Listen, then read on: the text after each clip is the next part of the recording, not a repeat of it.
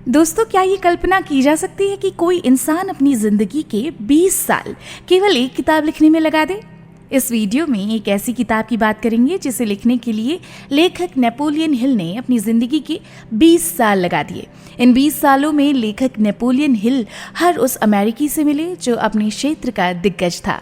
Napoleon Hill की मेहनत ने ऐसी किताब तैयार की जिसकी 1937 से लेकर साल 2015 तक पूरी दुनिया में 100 मिलियन यानी कि 10 करोड़ कॉपीज बिक चुकी हैं। तो आप सब ऐसी किताब का नाम जरूर जानना चाहेंगे।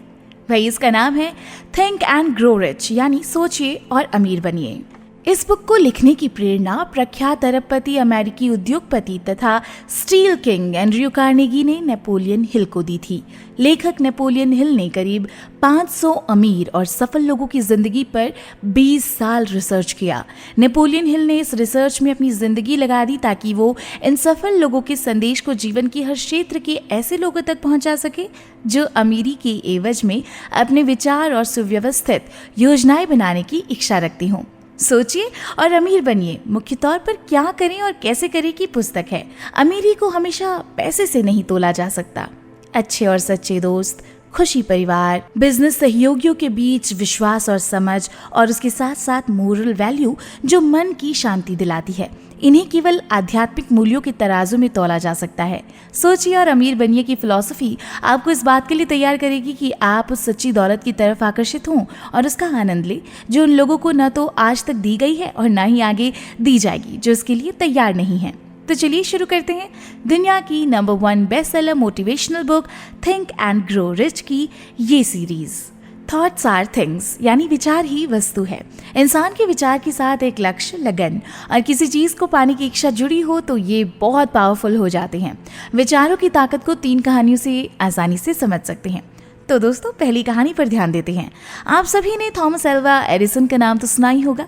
एडिसन कितना बड़ा नाम है इसे इससे ही समझा जा सकता है कि अमेरिका में अकेले 1093 पेटेंट कराने वाले एडिसन विश्व के सबसे महान आविष्कारकों में गिने जाते हैं। अमेरिका में एक साधारण से युवक एडविन सी बार्न्स ने ये पक्का इरादा किया कि वो महान एडिसन के साथ पार्टनरशिप करेगा। दोस्तों, यहाँ बार्न्स की इच्छा निश्चित थी। वो एडिसन के साथ काम करना चाहते थे, उनके लिए काम नहीं करना चाहते थे। एडविन सी बार्न्स ने ये तय कर लिया कि वो महान वैज्ञानिक एडिसन का पार्टनर बनेंगे, लेकिन उसके साथ बहुत सारी समस्याएं थी। सबसे पहले तो एडिसन उसे जानते ही नहीं थे और दूसरा वो इतना गरीब था कि एडिसन के पास जाने का जो रेल का किराया था वो तक उसके पास नहीं था। लेकिन बार्न्स ने हार नहीं मानी। वो एक दिन एडिसन की लैब में पहुंच गए और उसने एडिसन से कहा कि वो उसके साथ बिजनेस करना चाहता है। एडिसन उसके आत्मविश्वास से बहुत प्रभावित हुए। उन्होंने उसे अपना बिजनेस पार्टनर तो नहीं बनाया, लेकिन उसे एक बहुत कम सैलरी पर अपने यहाँ काम पर रख लिया। युवा बार्न्स कहाँ हार मानने वाले थे। उसने एक ही निश्चय कर रखा था कि बनेगा तो एडिसन का पार्टनर। उसने खुद से ये नहीं कहा, अरे इससे क्या फायदा होगा, बेहतर ये होगा कि मैं अपना लक्ष्य बदल लूं और सेल्समैन का काम आजमा कर देखूं। जी नहीं, उसने ऐसा बिल्कुल नहीं कहा। इसके बजाय उसने कहा, मैं यहाँ एडिसन के साथ बिजनेस शुरू करने के लिए आया हूँ और मैं इस लक्ष्य को हासिल करके ही रहूंगा, चाहे मुझे इसमें सारी जिंदगी ही क्यों न लगानी पड़े।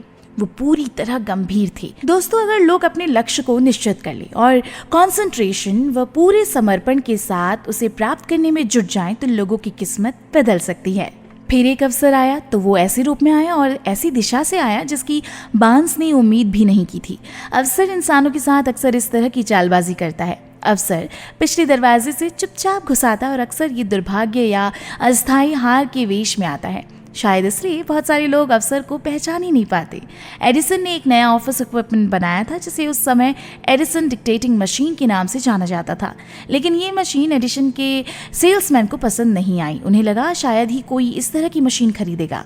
बार्न्स ने अपना अवसर देखा। ये अवसर चुपके से उनके जीवन में आया था, एक अजीब सी दिखने वाली मशीन में छुपकर, जिसमें बार्न्स और उसके आविष्कारक को छोड़कर किसी तीसरे को कोई रुचि नहीं थी।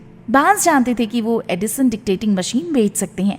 उन्होंने एडिसन को ये सुझाव दिया और उन्हें तत्काल मौका मिल गया। उन्होंने मशीन बेची और इतनी सफलतापूर्वक बेची कि एडिसन ने उन्हें इस मशीन को पूरे देश में डिस्ट्रीब्यूट करने और मार्केटिंग का कॉन्ट्रैक्ट दे दिया।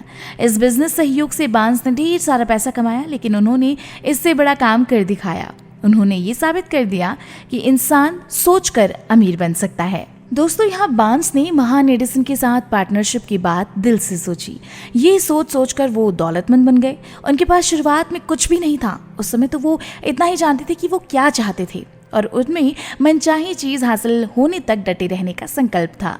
अब दूसरी कहानी है सोने से 3 फीट दूर। असफलता का आम कारण है कि थोड़ी सी परेशानी आने पर लोग मैदान छोड़ देते हैं। हर इंसान कभी ना कभी ये गलती जरूर करता है। अमेरिका में रहने वाले एक आदमी R.U. डार्बी ने सोने की खानें खोजने का निश्चय किया। उन्होंने कुछ स्थानों पर खुदाई शुरू की। कई सप्ताह की मेहनत के बाद उन्हें चमकते सोने की झलक दिखाई दी, लेकिन उस सोने को सतह तक लाने के लिए मशीनों की जरूरत थी। चुपचाप उन्होंने खदान का मुंह ढक दिया और अपने घर लौट आए। उन्होंने अपने रिश्तेदारों और कुछ दोस्तों को सोने की खुदाई की सफलता के बारे में बताया। उन्होंने मिलकर मशीनों को खरीदने के लिए जरूरी पैसों का इंतजाम किया।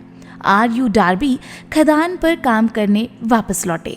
दोस्तों, आपको पता है, खुदाई करने पर जो सोने की झलक दिखाई दे रही थी वो गायब हो गई। वो फिर भी खोदते रहे इस आशा में कि एक बार फिर सोने की झलक दिख जाए, लेकिन उनकी मेहनत बेकार गई। आखिरकार उन्होंने मैदान छोड़ने का फैसला किया। उन्होंने कबाड़ी को सारी मशीनें कौड़ियों के मोल में बेच दी और घर आ गए। कबाड़ी ने एक माइनिंग इंजीनियर को बुलवाकर खदान का इंस्पेक्शन करवाया। इंजीनियर ने सलाह दी कि ये प्रोजेक्ट इसलिए असफल हुआ क्योंकि इसके मालिक ये नहीं जानते थे कि बीच में फॉल्ट लाइन आती है। उसके विश्लेषण के अनुसार सोने की झलक उस स्थान से मात्र 3 फीट नीचे थी जहां डार्बी ने खुदाई बंद कर दी और इंजीनियर का अनुमान सच साबित हुआ। दोस्तों, उसके बाद कबाड़ी को खदान से लाखों करोड़ों डॉलर का सोना मिला, सिर्फ इसलिए क्योंकि वो जानता था कि हार मानने से पहले विशेषज्ञ की सलाह लेना उचित होता है। ये बहुत इंपॉर्टेंट बात है, इसे जिंदगी में हमेशा याद रखें। बाद में मिस्टर डार्बी ने अपने इस नुकसान की कई गुना भरपाई कर ली जब उन्होंने ये खोज लिया कि इच्छा को सोने में बदला जा सकता है। ये खोज उन्होंने तब की जब वे जीवन बीमा बेचने के बिजनेस में आए। उन्हें याद था कि उन्होंने सोने से 3 फीट दूर ही हार मान ली थी। डार्बी ने इस अनुभव से सबक सीखा और वो अपने नए बिजनेस में खुद से ये कहा करते थे, मैं सोने से केवल 3 फीट दूर रुक गया था, इसलिए मैं कभी नहीं रुकता क्योंकि किसी कस्टमर ने ना कह दिया है।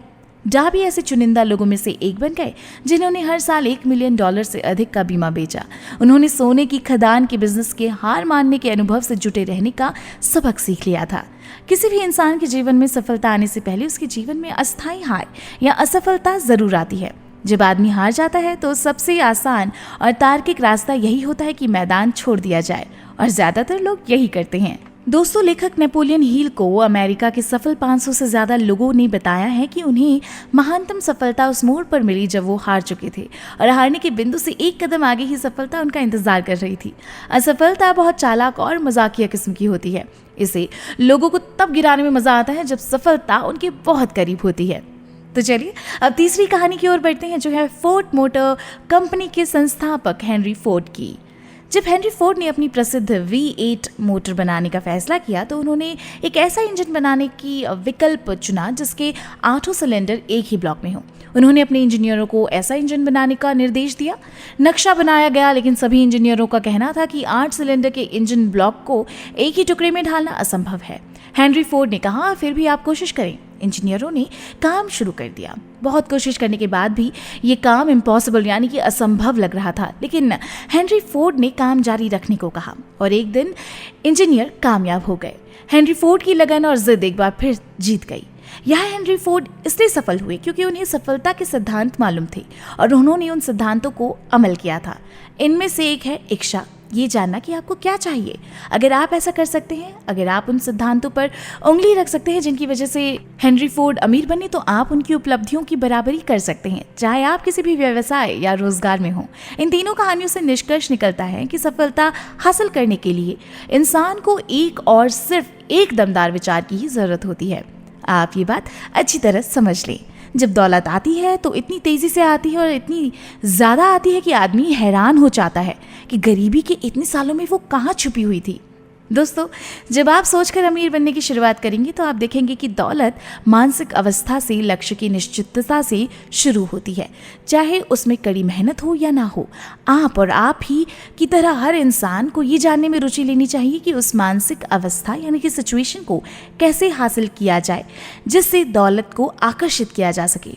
जब आप सोचकर अमीर बनने की फिलॉसफी के सिद्धांत को अपना लेंगे और इन सिद्धांतों पर अमल करने के निर्देशों का पालन करने लगेंगे, तब आपकी आर्थिक स्थिति सुधरने लगेगी और आप जिस भी चीज़ को छुएंगे वो आपके लिए फायदेमंद साबित होने लगी। दोस्तों, हम सभी की एक खास कमजोरी ये है कि औसत आदमी इम्पॉसिबल शब्द का प्रयोग बहुत करता है। वो ऐसे सारे काम जानता है जो इम्पॉसिबल है, वो ऐसी सारी चीज़ें जानता है जिन्हें नहीं किया जा सकता। सफलता उन्हीं को मिलती है जो सफलता के बारे में जागरूक होते हैं, अलर्ट होते हैं। वहीं असफलता उन्हीं को मिलती है, फेलियर उन्हीं को मिलता है जो फेलियर यानी कि असफलता के बारे में जागरूक होते हैं। इस वीडियो का लक्ष्य है कि उन सभी लोगों की मदद करें जो अपने दिमाग को असफलता की जागरूकता से निकालकर सफलता की जागरूकता यानी कि अलर्टनेस की ओर ले जाना चाहते हैं।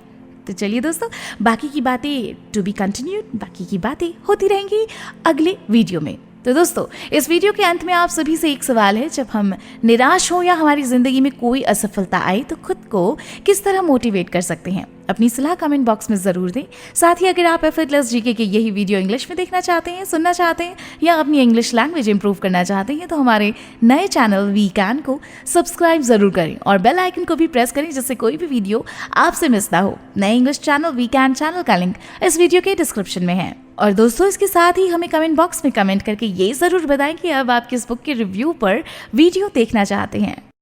ये वीडियो आपको कैसा लगा कमेंट बॉक्स में जरूर कमेंट करें। ये वीडियो हमने आपको लेखक नेपोलियन हिल की book think and grow rich यानी सोचिए और अमीर बनिए से बनाया है। इस बुक में ऐसे और कई लॉज हैं। ये बुक बहुत अच्छी है, आपको ये बुक जरूर पढ़नी चाहिए। इस किताब का लिंक इस वीडियो के डिस्क्रिप्शन में है, जहाँ पर क्लिक करके आप ये बुक ऑनलाइन खरीद सकते हैं। ये बुक हिंदी और इंग्लिश दोनों में है। इस वीडियो को लाइक और शेयर जरूर करें और साथ ही एफर्टलेस जीके के चैनल को सब्सक्राइब करना ना भूलें।